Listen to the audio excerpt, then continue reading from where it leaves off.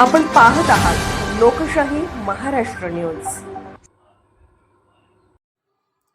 कापरी इथं बिबट्याचे 2 बछडे 43 तासांनी आईच्या कुशीत विसावली।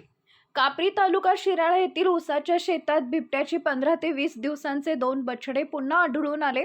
वन विभाग आणि सह्याद्री रेस्क्यू वॉरियर्सच्या पथकाला दुसऱ्यांदा बचाव कार्य राबवावं लागलं।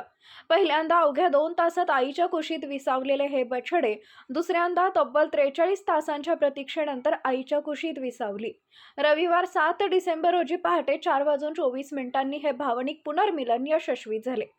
बुधवार 26 नोव्हेंबर रोजी सकाळी 9 वाजता कापरी येथील शिवाजी बाळा पाटील यांच्या शेतात ऊस तोडणी सुरू असताना मजुरांना बिबट्याचे 2 बछडे दिसले। माहिती मिळताच वन विभाग आणि सह्याद्री रेस्क्यू वॉरियर्सच्या पथकानं तातडीनं घटनास्थळी धाव घेतली। या बछड्यांना सुरक्षित ठिकाणी ठेवून परिसरातील 3 ट्रॅप कॅमेरे बसवण्यात आले। दुपारी 12:30 वाजेच्या सुमारास मादी बिबट्या घटनास्थळी आली। तिनं परिसराची पाहणी केल्यानंतर दोन्ही पिल्लांना उचलून सुरक्षित ठिकाणी नेत धूम ठोकली। शुक्रवार 5 डिसेंबर रोजी सकाळी 10 वाजेच्या सुमारास तीच दोन्ही पिल्ले पुन्हा त्याच ठिकाणी आढळून आली।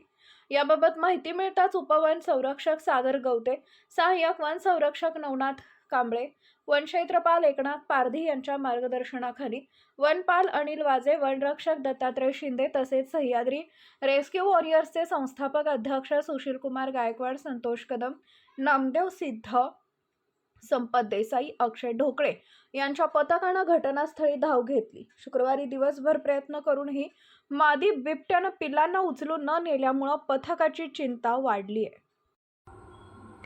लोकशाही महाराष्ट्र न्यूज चॅनलला लाईक करा, शेअर करा आणि सबस्क्राईब करा।